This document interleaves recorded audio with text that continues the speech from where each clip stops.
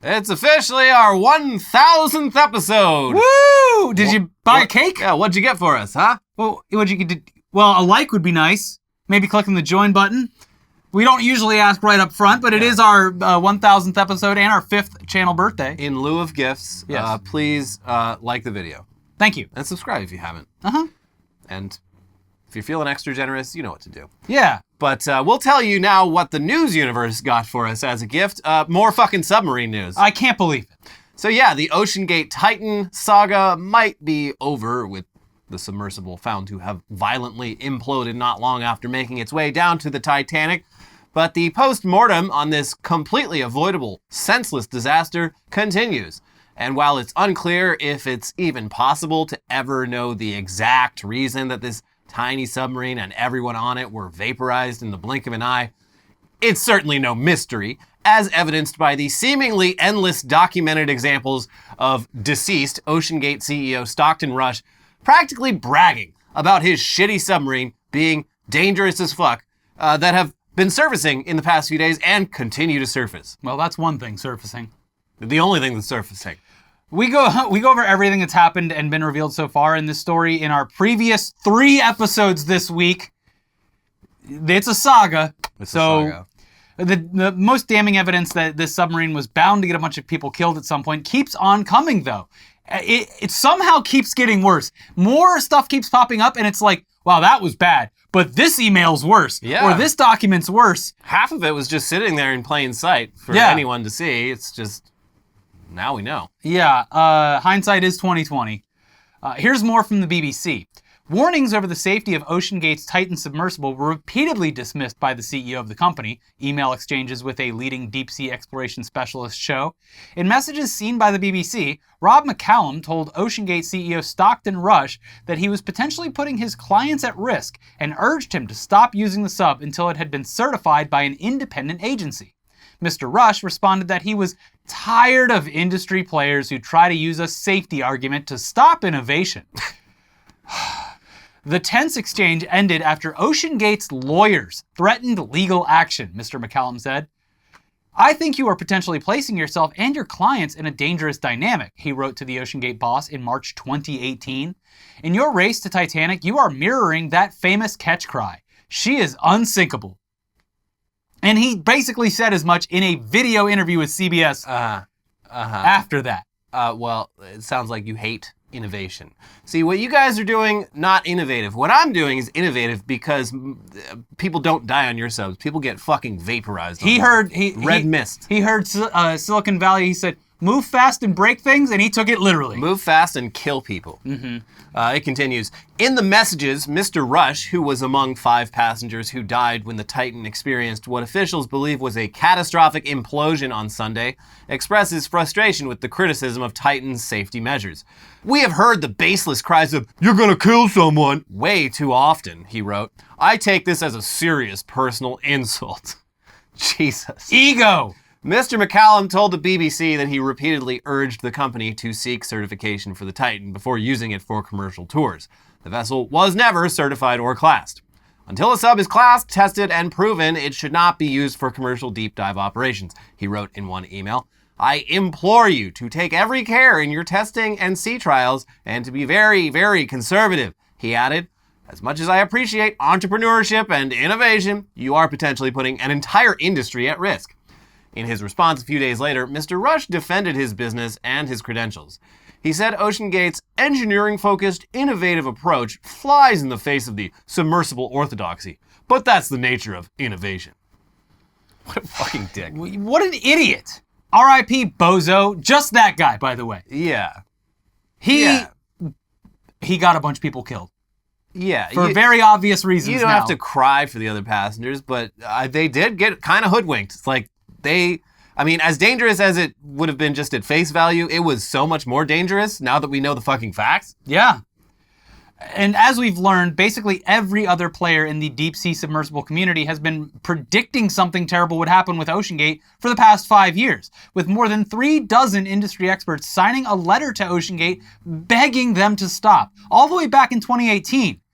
The key points of contention seem to have been OceanGate's refusal to have a classing agency inspect and certify their submarine, and OceanGate's decision to build its submarine out of carbon fiber instead of metal.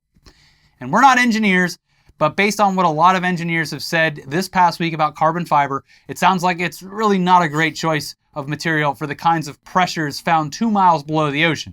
Especially if it's a submarine that you're taking on multiple expeditions. Yeah, up, down, and up, and down, and up. Pressure, low pressure, high pressure. We're just stretching this rigid carbon fiber. It's basically glass to its limits. It's a very strong material, but unlike metal, it does not bend. It shatters when it does actually fail.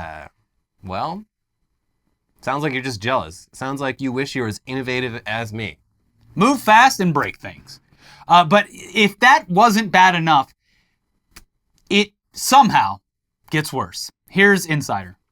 A writer who said he was set to travel on the doomed Titan submersible said OceanGate CEO Stockton Rush told him that for the vessel's hull, the company used cut-price Boeing carbon fiber that was past its airplane shelf life. Oh, good. The stunning claim came in a series of articles by Travel Weekly's editor-in-chief, Arnie Weissman, who this week chronicled his experiences with the deep-sea diving company.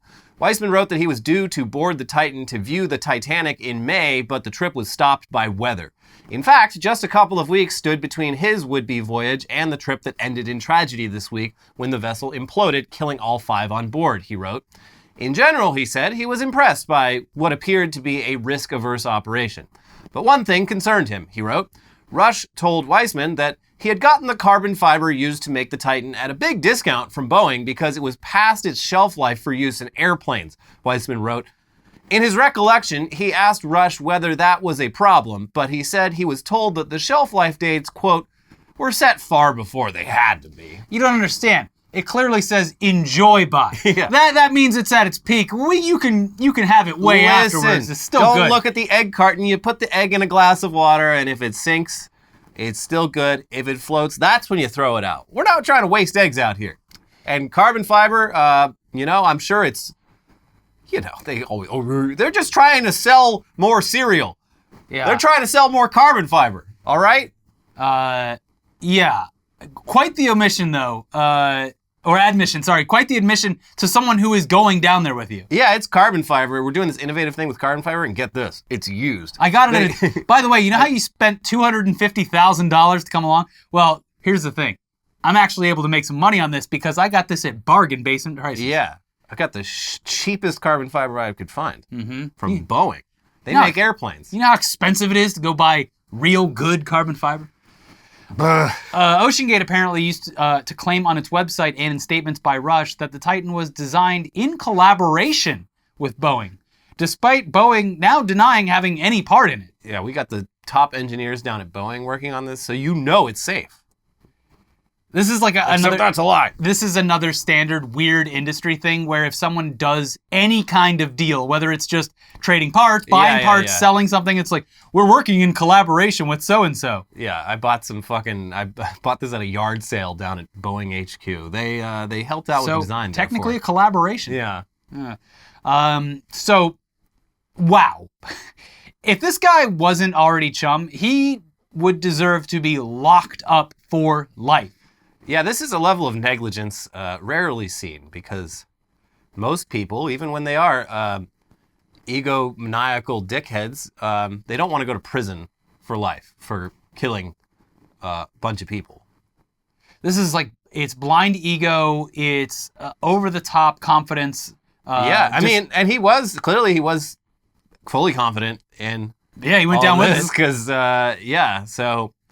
but you would think, everyone else in the same tiny industry that you're in telling you that what you're doing is bad, most people would be like, maybe they have a point. But this guy, he was fueled by that. He's like, they're just jealous. They wish.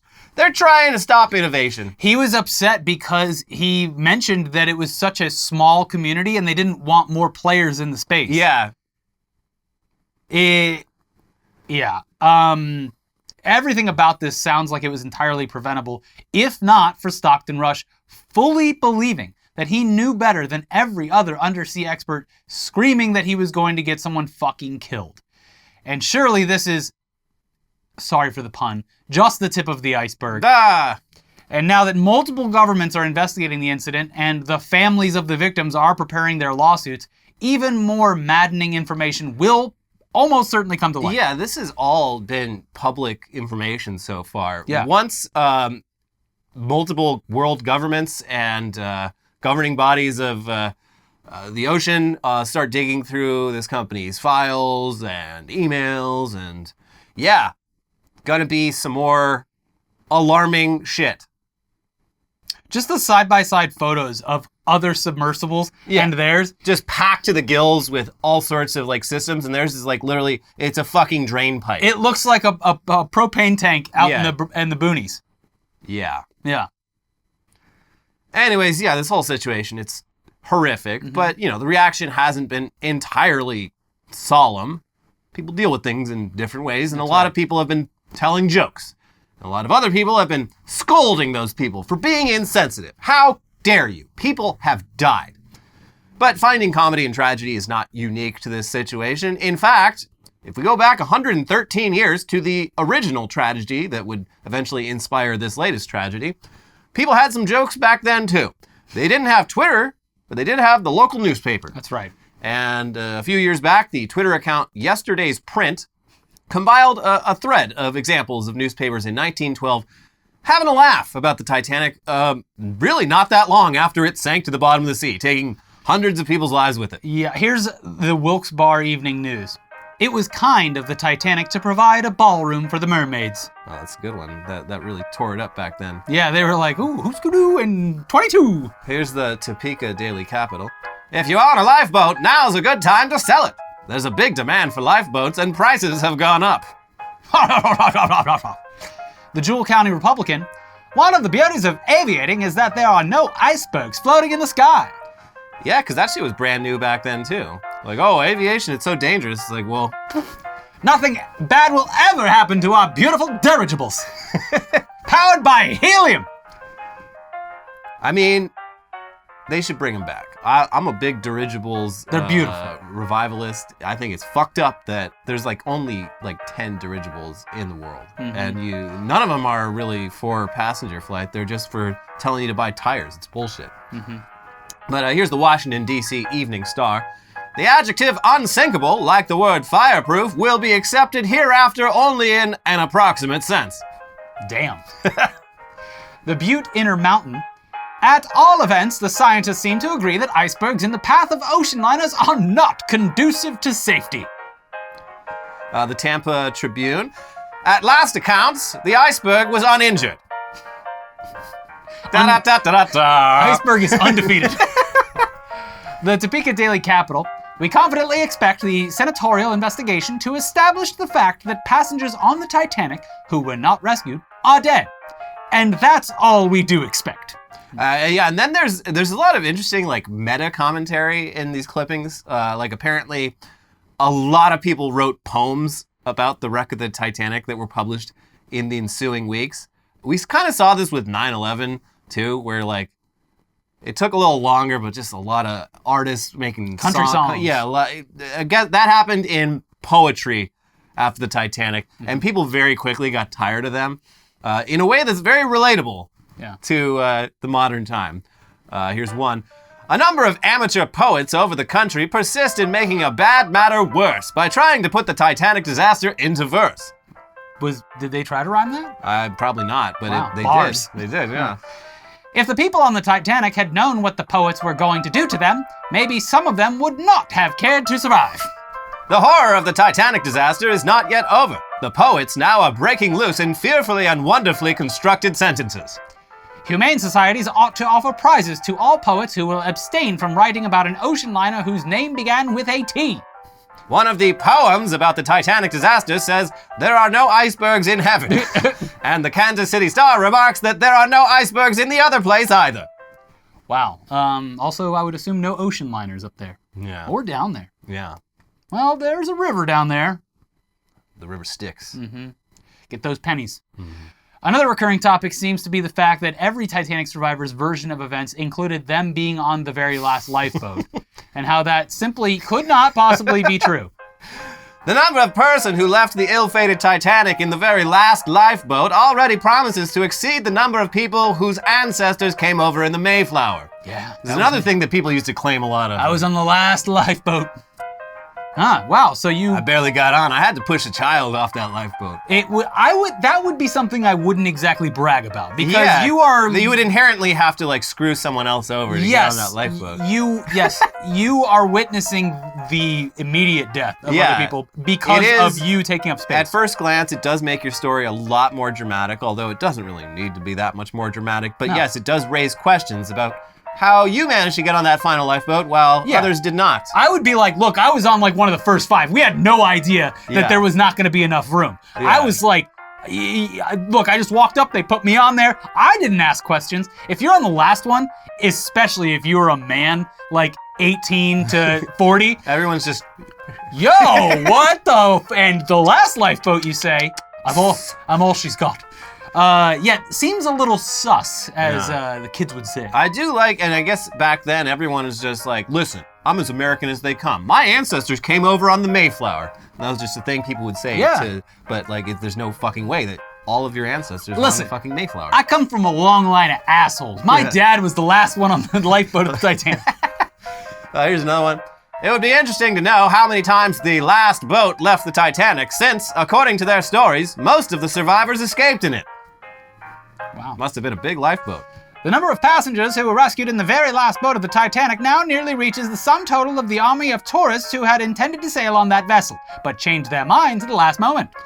And that was another thing. I guess a lot of people were like, oh yeah, I was gonna be there. Totally gonna be there. You saw that a lot with 9/11 too. Yeah. It's like, oh man, it's a good thing I woke up late. And like, at least a few of those later turned out to be Steve Ranazizi type stories where it's like, no. I've been telling the story a long time. Okay, well, I looked at the flight. It was one of my options. No, he was in the building, or said no, he was in but the I'm building. saying like a lot of these flight stories, it's like, no, you didn't show up like 5 minutes late to the airport. You mean the ship? No, 9/11. Oh yeah, no, I'm talking about Steve Ranazizi being in the building. Okay. I'm talking about how similar to, I should have never mentioned Steve Ranazizi. Oh, okay. Similar to Steve Ranazizi, who had some proximity to the disaster, but not nearly as much as he later claimed, and whose story snowballed. A lot of people were like, yeah, man, I was supposed to be on Flight 93, but I just missed it. Yes. If I hadn't tried to take a shit before leaving for the airport, I would be dead. I'd be dead right now. Although if I was on that flight, wouldn't have happened, because I'm Mark Wahlberg. That's right. But yeah, at least a few like big examples. People like looked into it and they're like, no, you weren't due to the airport that morning. Shut up. Just like with this, I'm sure there was lots of people that were like, I was totally gonna be on the Titanic, but I'm just smart like that. I'm just built different. Ocean? No thanks. Yeah. But finally, as proof that time really is meaningless, you've even got left-wing newspapers in 1912 posting about the Titanic almost exactly like how Twitter socialists in 2023 were posting about the Titan. If the wreck of the Titanic proved anything, it was that wealth counts as nothing before the forces of nature. But the capitalist press loses the lesson and teems with the heroism of the rich, while ignoring the heroism of the poor who were left by the hundreds to perish in order that the heroic rich might be saved. Brutal. I mean, they're not wrong. No. They're spitting facts right there. Anyway, that's your submarine news for now. But in other aquatic news, it is once again time to check in with our friends, the Orcas, who we support and want no trouble with. Yes. So far, most of the orca news from the past few weeks has focused on a tiny strip of ocean between Spain and Morocco, where orcas have been attacking boats on a near daily basis and even managed to sink a few of them. People have been talking about this as if it's, it's an orca uprising, it's an orca thing all over the world, when it's really just a thing for one pod of orcas out of the thousands of orca pods around the world, which can be very distinct with different unique behaviors, even their own languages. Orcas are fascinating creatures. So yeah, I mean, we all love the idea of the world's orcas rising up and reclaiming the seas, but let's be real here. This is a very isolated phenomenon happening in one part of the world. Or is it, Elliot? Or is it? Because here's The Guardian with some news. An orca repeatedly rammed a yacht in the North Sea off Shetland on Monday, in a concerning development following previous interactions between the cetaceans and vessels in the Strait of Gibraltar and Portugal. Dr. Wim Rutten, a 72-year-old retired Dutch physicist and experienced yachtsperson, was sailing solo from Lerwick to Bergen in Norway. He was fishing for mackerel with a single line off the back of the boat, when the orca suddenly appeared in the clear water and hit the stern of the 7-ton boat. I said, "Shit!" Rutten, who said he had heard about the Portuguese accidents, told The Guardian, "The whale hit again and again, creating soft shocks through the aluminum hull. What I felt was most frightening was the very loud breathing of the animal," he said. "The orca stayed behind the boat, looking for the keel, then he disappeared, but came back at fast speed twice or thrice and circled a bit. Maybe he just wanted to play, or look me in the eyes, or to get rid of the fishing line. This is the same behavior that has been seen in the Iberian orca population, but it is the first time it has been known to happen in northern waters." It's because the orca probably saw what they were doing to horses over on those Shetland Islands, and it was like, what the fuck is that? That is a tiny-ass horse with a lot of hair. What are you doing? As we're learning, the sound travels very easily in the ocean, so they might be talking. You guys ever heard of a Shetland pony? You're not going to believe this. Get up here and look at this. We have to kill whoever invented this. Yes. So yeah, I mean, the Strait of Gibraltar and the Shetland Islands are about 2,000 miles apart. They are not close. And this is unusual behavior for orcas. It has to be taught and learned. This is not something that naturally happens. It all started with that white Gladys. Yeah. So yeah, it's pretty odd that orcas in the North Sea just decide to start ramming boats not long after orcas in the Mediterranean start ramming boats, especially considering that the ones down by Gibraltar haven't left the area. They're a family, they stick together, and they got a good thing going. So one marine expert that The Guardian spoke to theorizes that the Gibraltar orcas might have told another pod of orcas about it while those orcas were just sort of passing through on their way north. And then those orcas passed the message along and so on until it made its way to the North Sea to the orcas hanging out there. Yeah, great, cool, love it. Yeah, so I mean, orcas, they don't have the internet, at least not in a way that we understand, but they can still get the word out, which is fucking wild. And yeah, if that's what's happened here, that is awesome. Good for them. It's amazing. Nature's amazing. Can't wait to see this all play out and continue to do so. If an orca in Gibraltar got a message all the way up to the North Sea about how cool and fun it is to break boats, you know, let them do it. They're better than us.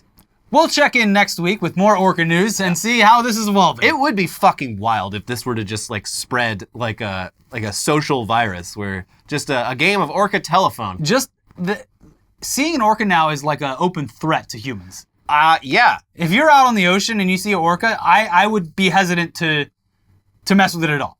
Yeah, no, I don't want just any leave trouble. the area. You probably bring some fish with you in your pocket.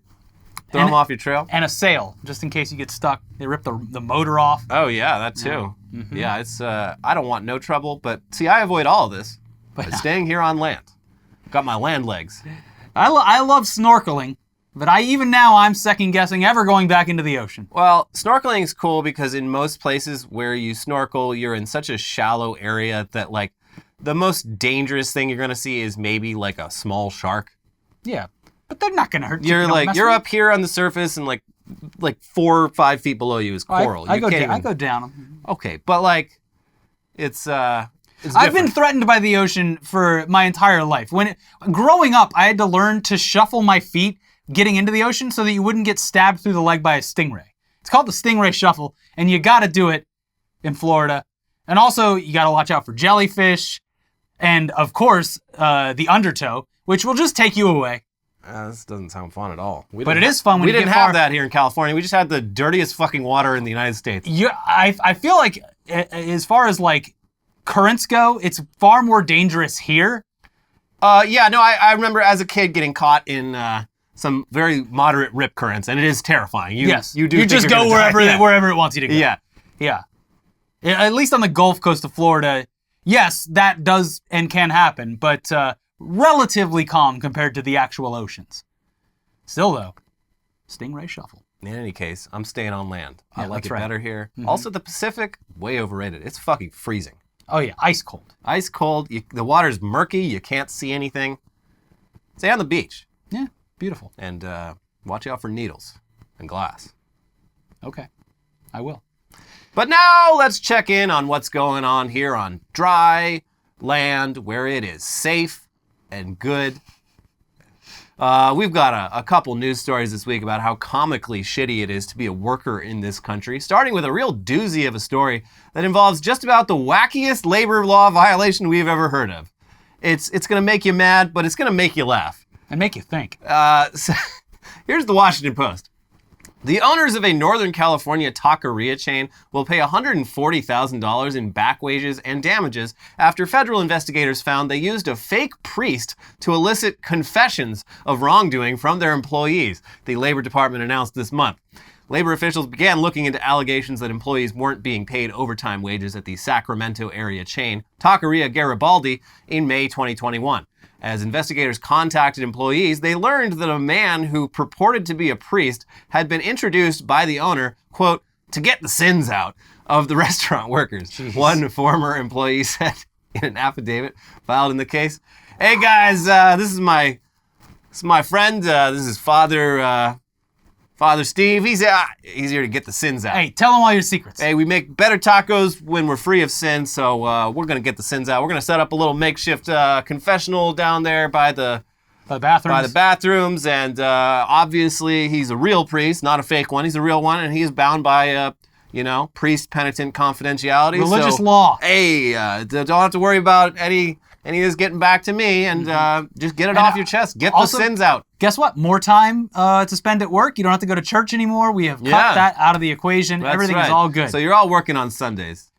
Give me 10 Hail Marys and 10 carne asada tacos. Yeah. Father Steve here has all your religious needs taken care of so you can work even more than before. Yeah. And yeah, you're going to go a little bit over 40 hours a week, but we're going to take care of that, aren't we? Yeah, we'll knock some of those Hail Marys off. Yeah. There you go. Well, the reporting continues. The priest began the meetings with a prayer. Labor Department investigator Raquel Alfaro testified last year and then asked the employees whether they were loyal to owner Eduardo Hernandez and whether they had ever stolen from him. As soon as the confession started, I found the conversation to be strange and unlike normal confessions, where I would tell a priest about the sins I wanted to confess, former employee Maria Parra said in her sworn declaration. The priest mostly had work-related questions, which I thought was strange. The government was unable to identify the man who acted as a priest, though Alfaro testified that employees knew him as Hernandez's friend. Local church authorities are completely confident he was not a priest of the Diocese of Sacramento. Spokesman Brian J. Visitacion said in a statement, "No, that's not one of ours." So tell me your sins. Okay, yeah, no, that's great. But you spend a lot of time here at the taqueria, don't you? So you must have committed some sins here at the taqueria. Come on. Mm-hmm. Yeah, Brian, he can be a real tough guy, can't he? I mean, I'm his friend. I'm his priest friend, but he can be a real jerk. And, sometimes when someone's being a real jerk, sometimes, you maybe want to take a little money out of the till. Hey, or, Jesus forgives, by the way, so, you're as going long to as want you to come get clean. this off your chest. Yeah. So I'm all ears. And Yeah. trust me, goes in here and then whoop, it's just between me and Jesus. That's right. So yeah, the fake priest thing, it was just one detail in a case that involved all sorts of more typical labor violations, like intimidating employees into altering their time cards to avoid being paid overtime, threatening them with adverse immigration consequences, stealing their tips, and also making workers take their lunch breaks in the walk-in refrigerator. You can eat food, but not where anyone can see you. You go in the fridge. I like going to places where the workers are eating because it makes me feel confident in the food Yeah. But yeah, the fake priest is definitely a new one. Seems like they invented a brand new labor violation, which is pretty remarkable in the current year. You'd think they would have figured them all out by now, but fake priest. Yeah. And yeah, your prize for this achievement is paying out $140,000 in damages. So. And a very angry and vengeful God.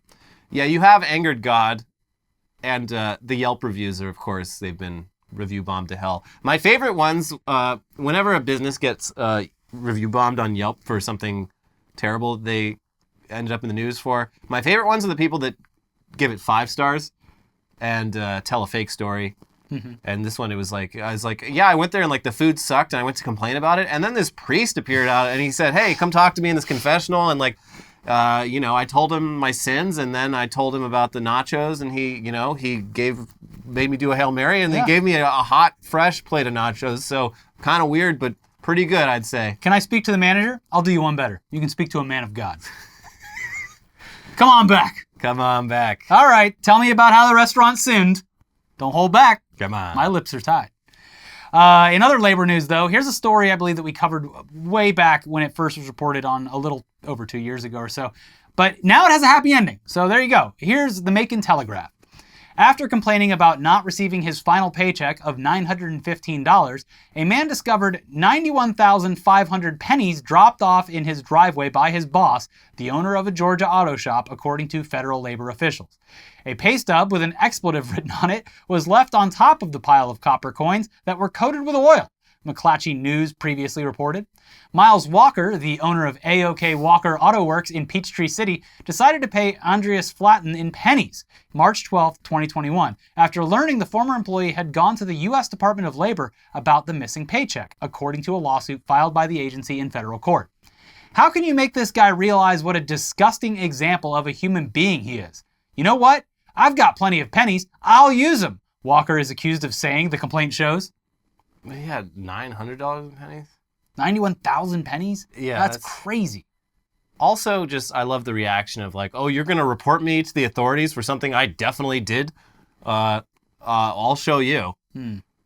Oh, you're mad at me for not paying you the money I owe you for the work you did for me? Well, you got another thing coming, buddy. It continues. Now, Flatten is owed much more than the value of his final paycheck after taking the matter to labor officials, which accused Walker of retaliating against him, according to the agency. Walker and his company will pay $39,934 in back wages and liquidated damages to 9 employees, including Flatten, in response to the lawsuit, the agency announced in a June 16th news release. It's a lot of pennies. Oh, God, I don't know if I have enough. An investigation by the Department of Labor's Wage and Hour Division found that in addition to retaliating against Flatten, the former employee and 8 other workers weren't properly paid for working overtime, officials said. Flatten will be paid $8,690 in back wages and liquidated damages as part of a federal judge's consent judgment issued on June 13th, which resolves the case, court records show. Workers are entitled to obtain the wages they earned without fear of harassment or intimidation, Wage and Hour Regional Administrator Juan Correa in Atlanta said in a statement. So here's a pro tip for all the business grind set people watching. First of all, don't violate labor laws.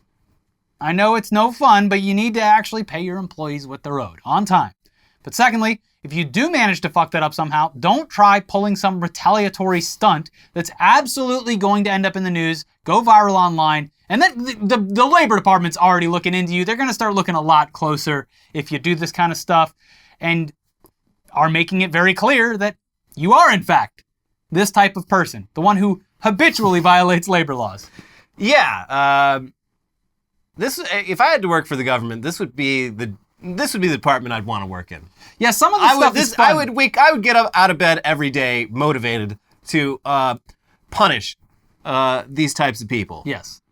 It reminds me of the fun one, the McDonald's Monopoly investigation. Oh, yeah. Where the guy was like, just on the side, I'm going to be looking into this. Because this seems a little suspicious. Yeah, I love McDonald's and I love being an FBI agent, but something stinks here. Yeah. Investigating's fun. But here's the thing about labor laws. They are very important, but sometimes something that feels like it should be an obvious labor law violation is, in fact, totally legal. For example, if you're working a construction job, you gotta stay hydrated, obviously, especially if you're working somewhere that gets really hot, like, I don't know, Texas. You really don't want people operating heavy machinery passing out from dehydration. It is hazardous to them and to their fellow workers' health, and it's also it's bad for business if someone's fallen asleep at the wheel of a steamroller. Yeah. However, Texas Governor Greg Abbott disagrees. For too long, construction workers have been coddled like babies with their precious water breaks, costing their employers countless billions thanks to their laziness. Well, enjoy that last sip because it's the last one you'll be getting for a while. Here's the Texas Tribune. In a week when parts of the state are getting triple-digit temperatures and weather officials urge Texans to stay cool and hydrated, Governor Greg Abbott gave final approval to a law that will eliminate local rules mandating water breaks for construction workers. House Bill 2127 was passed by the Texas legislature during this year's regular legislative session. Abbott signed it Tuesday. It will go into effect on September 1st. Supporters of the law have said it will eliminate a patchwork of local ordinances across the state that bog down businesses. The law's scope is broad, but ordinances that establish minimum breaks in the workplace are one of the explicit targets. The law will nullify ordinances enacted by Austin in 2010 and Dallas in 2015 that established 10-minute breaks every 4 hours. Oh, wow. So that construction workers can drink water and protect themselves from the sun. It also prevents other cities from passing such rules in the future. San Antonio has been considering a similar ordinance. Texas is the state where the most workers die from high temperatures, government data shows. At least 42 workers died in Texas between 2011 and 2021 from environmental heat exposure, according to the U.S. Bureau of Labor Statistics. Workers' unions claim this data doesn't fully reflect the magnitude of the problem because heat-related deaths are often recorded under a different primary cause of injury. And not taking 10 minutes of drinking water every 4 hours. This is a fucking outrage. It's not taking into account like the damage that is done from not dying, but suffering from and heat-related injury. You know, even if you don't pass out or die, it's your brain is not working at 100% when you are in the sun feeling dehydrated. Especially in a construction job where the heat is actually a lot hotter than the air temperature. Yeah, especially if you're working on a roof or on asphalt. Yeah, asphalt, like it's a lot hotter than it would be otherwise. Those things, they absorb and also the this heat of the sun. Very rich coming from a guy who sits down all day. I mean, yeah. Yeah. It is. Mm-hmm. It's rich coming from anyone, but especially from this fucking asshole. Yeah, he's the worst, and that's why I make fun of him for his disability. He sucks. I haven't been following it too closely, but his attorney general, or at least former attorney general, sounds like he's in big trouble. Ken Paxton? Yeah. Sounds like he broke a lot of laws. Which, yeah, it does. I don't know. If that's the case, it seems, I don't know. You might want to look into, the people this Ken Paxton guy most closely worked with. Because they might have some dirt on... What's that? I'm hearing about this Ken Paxton guy for the first time. Hold me closer, tiny dancer. Yeah. So yeah, that's great news for anyone working construction in Texas. At least, the law doesn't kick in until September. You can enjoy one last summer of not worrying about dying a totally preventable death doing your already inherently dangerous job. Well, September is also a very hot month. I know. But yeah, look, this is the kind of innovation and business-friendly atmosphere that is luring businesses and families from across the country to the Lone Star State. So there should be no shortage of new construction jobs for you to die of thirst at. We got housing to build. We got offices to build. We got workers to kill. If only there was some giant news-dominating symbolic thing that just happened where you risk the lives of anyone involved because of your eagerness to innovate, break rules, and put people at risk. Well, what Stockton Rush was doing was heroic. What these workers are doing by taking their water breaks every 4 hours is completely disrupting, they're disrupting everything. Like, we used to build things in this country, now all we do is drink water, I guess. It's not right. This is insane.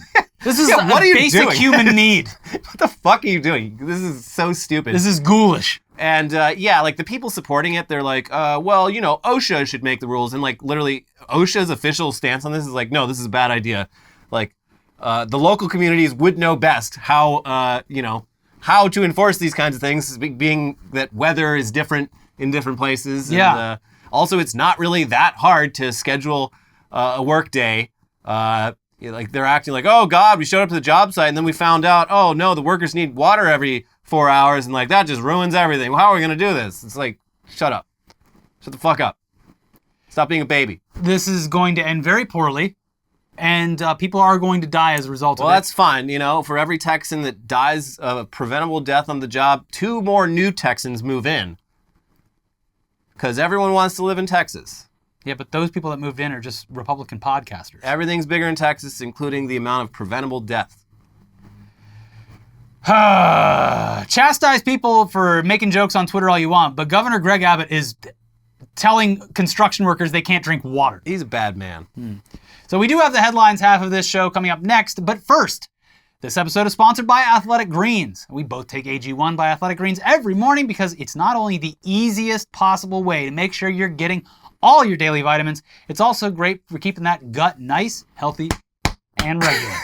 AG1 is just 1 scoop of powder in water, and it tastes great, and it makes you feel good too. AG1 has all your key health products like multivitamins, minerals, pre and probiotics, and more, working together as one. It's made with 75 super high quality vitamins, minerals, and whole food sourced ingredients that deliver benefits like mood, immune system, and sleep support, sustained energy, and so much more. AG1 is daily nutrition made really simple. With just 1 scoop, I get the nutrients and gut health support that helps my whole body thrive and covers all of my nutritional bases.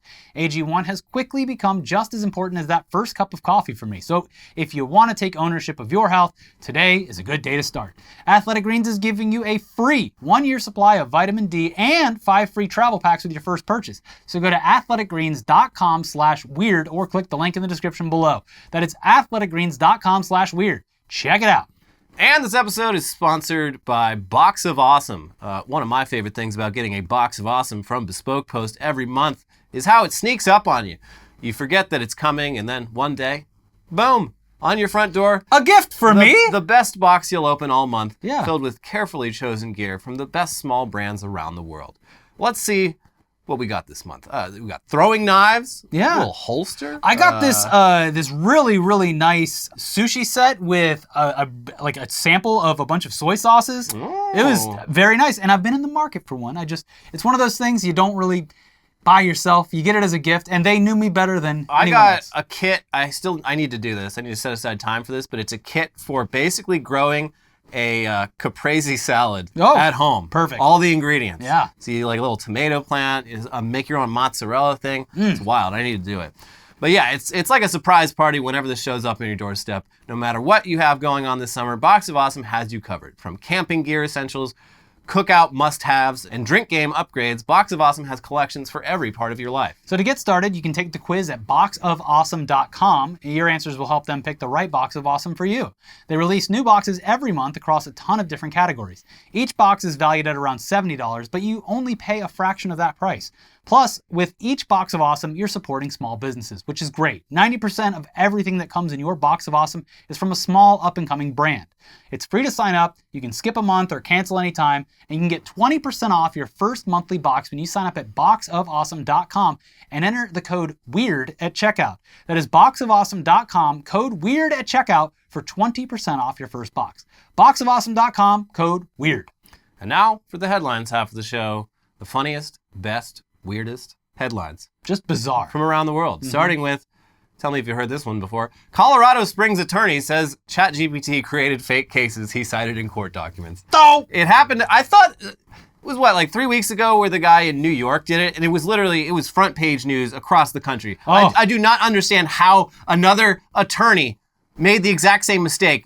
Maybe he did it before it hit the news and he was sweating afterwards. Ooh, I should probably double check I got this. some people I need to talk to. Hey, you know all those things that I filed?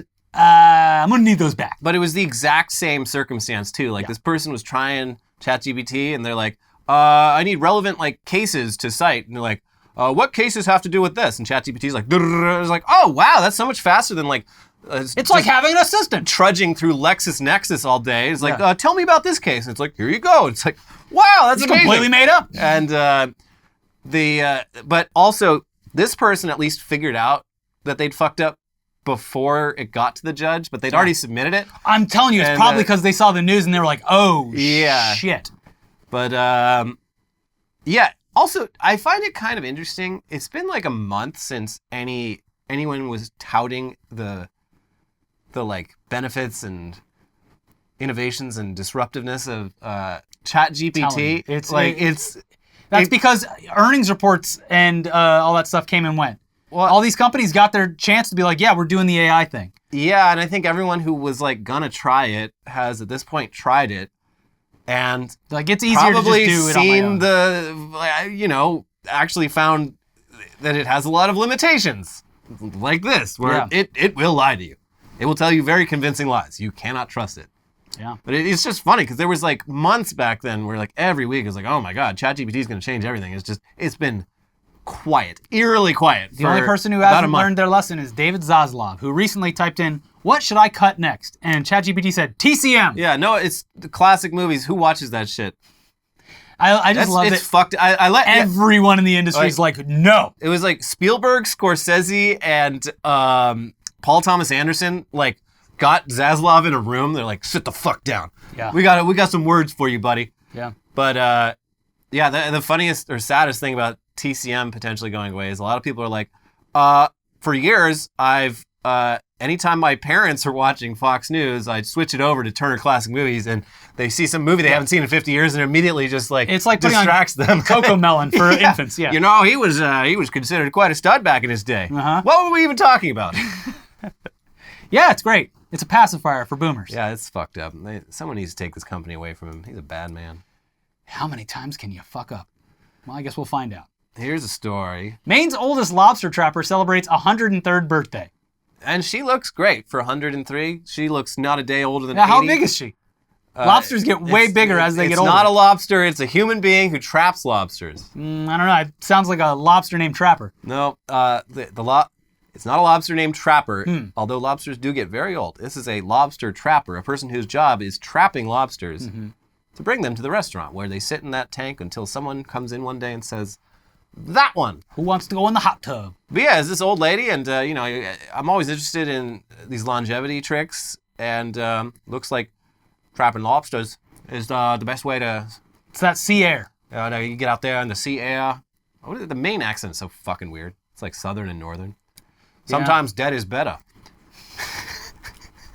I just drink 1 Dr. Pepper and smoke 10 Marlboro Reds a day, and that's my secret. Maybe her secret has nothing to do with the lobsters. Her secret is every time she dies, someone brings her body to the pet cemetery, and it comes back different. Yeah. But still good at catching different lobster parts on each resurrection. Just part of the job. You work lobsters long enough, your hand turns into a claw. Mm-hmm. Well, I mean, you're 103, so you must be telling the truth. I'm telling you, it's that sea air. Yeah. Well, I mean, it's literally just having a reason to fucking get out of bed. That's true, yes. Mobility. Yeah. Flexibility. All that stuff. Keep them busy. Yeah.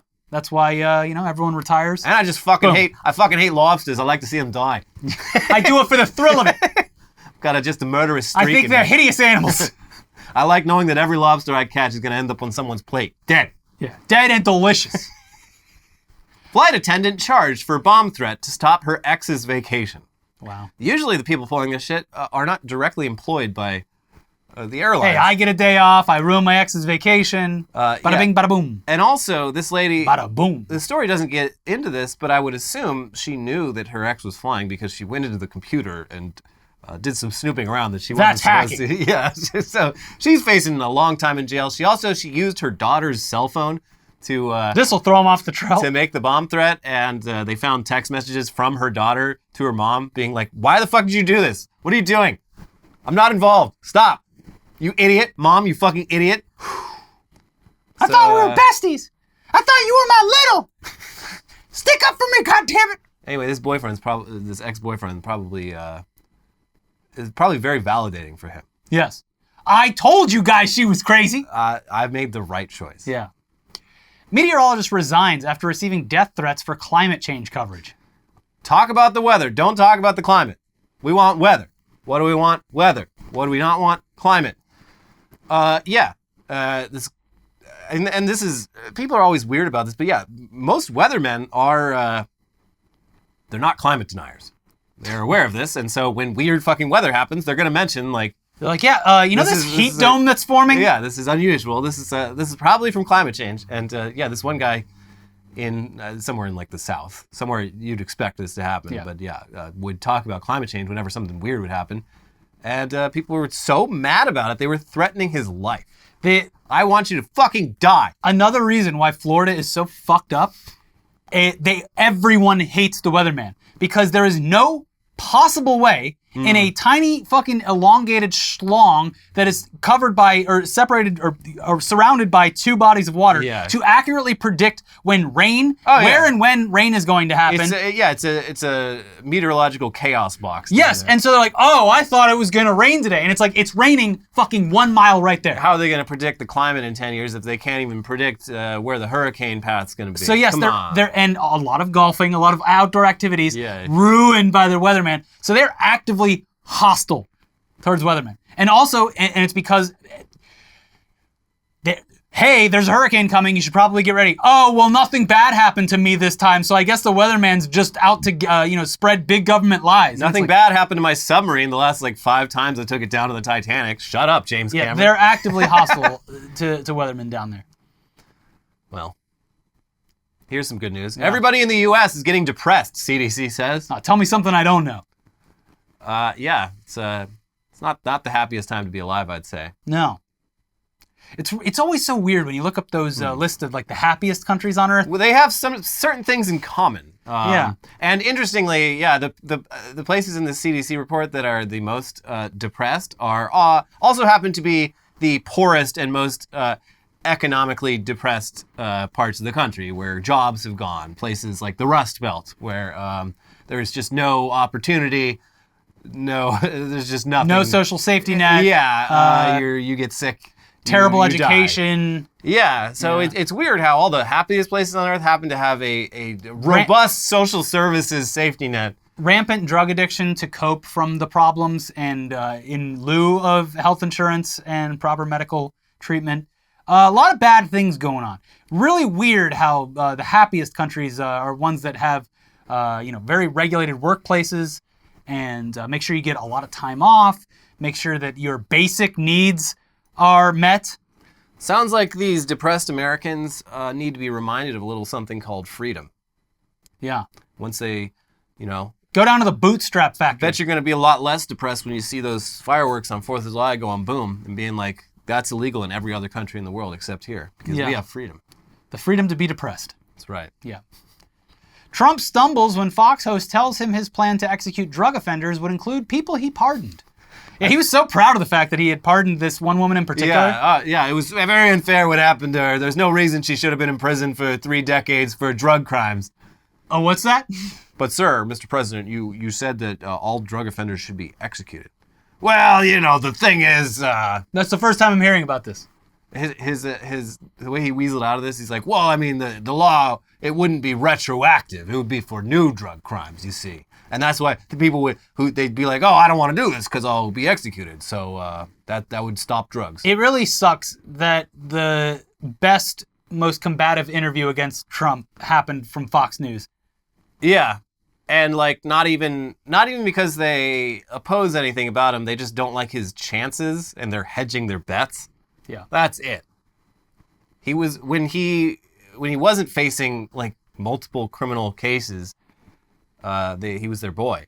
Yeah. But now... I also love the mental game, too, of him thinking he's going into a somewhat safe space. Yeah. That he's going to control the room. And they also put, size-wise, their biggest reporter up against him. Boy. Because that's the kind of mental games that Trump plays. He's a journalistic linebacker, that Brett Baer. Yeah, but that's the kind of things that you have to do to him because he is like a child. So when he sees someone actually bigger than him and talking down to him, it'll actually work. You could have a journalist who is equally as qualified, but, a dude who's 150 pounds and looks like a nerd, and he would just walk all over him. Yeah. Or someone 185 pounds like Elon Musk. Ah, yes, confirmed. His official weight, 180 pounds. Get real. Must be going to the same doctor as Donald Trump. These measurements. He carries it all in his upper chest, which guides him because it's so awkwardly large. I was kicked out of the gym for staring at women working out, but I'm blind. That's why you got to wear the big wraparound glasses so everyone knows you're blind. Yes, but also they would be like, oh, you're wearing those glasses to hide the fact that you're checking out all the butts. Yeah. Yeah, you can't win in these days with cancel culture the way it is. Cancel culture finally came for the blind. Yeah, not so fun anymore, is it? Social justice, it comes for the blind. Yep. Yeah, Well, did they give them the gym membership back? No, this guy, I guess it happened a while ago, but he even had like the cane. He's not like most people that are blind aren't 100% blind. So he's like, if I'm standing next to you, I'm talking to you, I can see sort of just where you are, so I know where to look. So yeah, this woman comes up to him, starts yelling at him. He's like, I'm sorry. He's like, look, I have this cane right here. And she's like, oh, all part of the act. That's even more sinister that you would try to keep this lie going by buying a blind man's cane. He's just like, this is causing a scene. I'm just going to go and never come back. And then bumped into things on the way out? I mean, to further prove the point? At that point, she'd just be like, see, he's still faking. Wow. Pathetic. Committed to the bit. Disgusting. That woman, Marjorie Taylor Greene. Yeah. No, she goes to the CrossFit gym. That's right. CrossFit for Jesus gym. Yeah. Yeah. Students are more willing to do homework when they view their teacher as attractive. I mean, makes sense. We've seen so many studies over the years of just like people treat attractive people better. They listen to them more. Yeah. They have more respect for them. But this has a lot of potential because in this country we have like, Teach for America.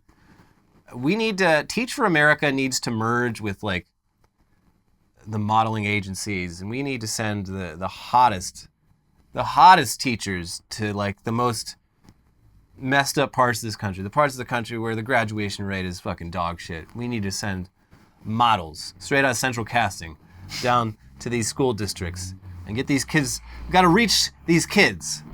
We've got to reach them because they're teenagers and starting to get a little horny.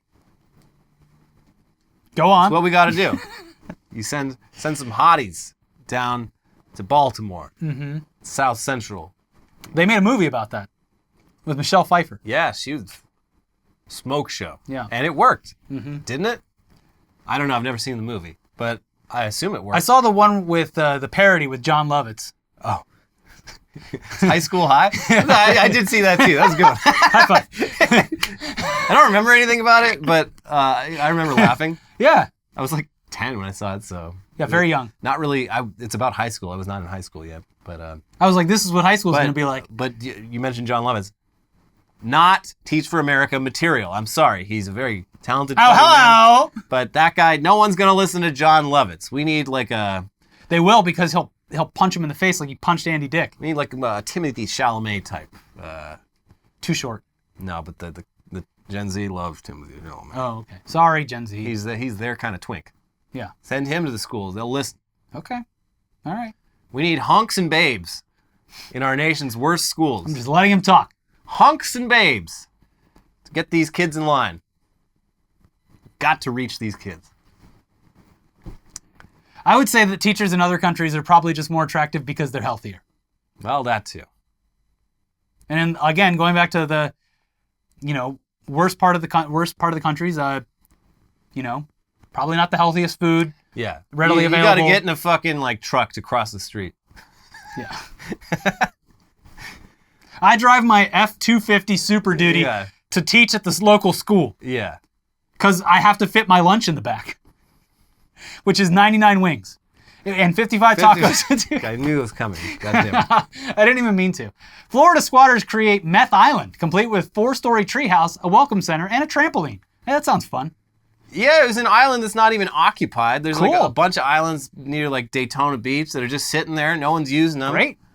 And these meth heads, it sounds like they, innovation. They did innovation. Yeah. They broke Got the a little rules. commune going on over there. Yeah. And it's like, Florida's got Disney World, Universal, probably a Legoland. And, those are great. But what none of those have is meth. Yeah. And so this meth island, it's off on its own island. No one's getting there if they don't want to get there. Knowing Florida, I feel like this sounds like a plan they would hatch. Yeah, I mean, you got all these islands. The government, yeah. Yeah, that's the thing. Florida has so many little islands, and you'd think they'd want to put those islands to good use. Mm-hmm. We don't have people with leprosy anymore, but I feel like we can do stuff with islands. Yeah, sure. Got to be something you can do with these islands. Yeah, you're really making a case for your political career. We need to put all the bad students and all the hottest teachers on an island in Florida. Get them to do that homework. Film it. That's how we'll fund the schools, with a new reality TV show. And meth. Yeah. Hamilton the Hog ties up police officers for days, terrorizing Pennsylvania town. Fastest pig alive. The hogs are back, baby. The hogs are back. They're the orcas of land. Yeah, and this, As a kid, especially the kids out in the rural world, they learn very early on. It's not easy catching a hog. Especially if it's greased up. Yeah. So adults in some parts of this country, their form of entertainment when they're not reading conspiracy theories online is to get all the neighborhood kids and... I literally did this when I was a kid. It is horrific looking back on, but we did this at a birthday party. Get a terrified young piglet covered in grease and tell the kids, whoever gets that pig gets a bubblicious. I feel horrible. I was a very young child, but I specifically remember this happening at a birthday party. Yeah. We did a greased up pig who could catch it. Pig had to be terrified. Well, no shit. But this is the parents' fault, not fucking mine. Did you catch it? I did not catch it. No, I don't remember I don't remember anything about it except for this absolutely happened. The pig would be screaming too. Yes, the entire time. Yeah, a pig in distress is not fun to be around. No, it is wild thinking back on how many really fucked up things happened throughout my upbringing. If I had to guess, this Hamilton the hog, he probably started off as one of those party pigs and got really good at evading human beings, even when those human beings have many pig-like qualities. Yes. So yeah, got away. They did finally catch it, and I guess he's off at the farm having his best life, and that's not a euphemism. He is at an animal sanctuary. Did someone get a prize for catching him? No. The police, someone at the police station got the prize of writing up a fun, goofy press release. I believe they had a pond in their backyard and we just went swimming in that afterwards too. So it was just a fun day of really hygienic family where the pig fun. Shits and eats. Get in there.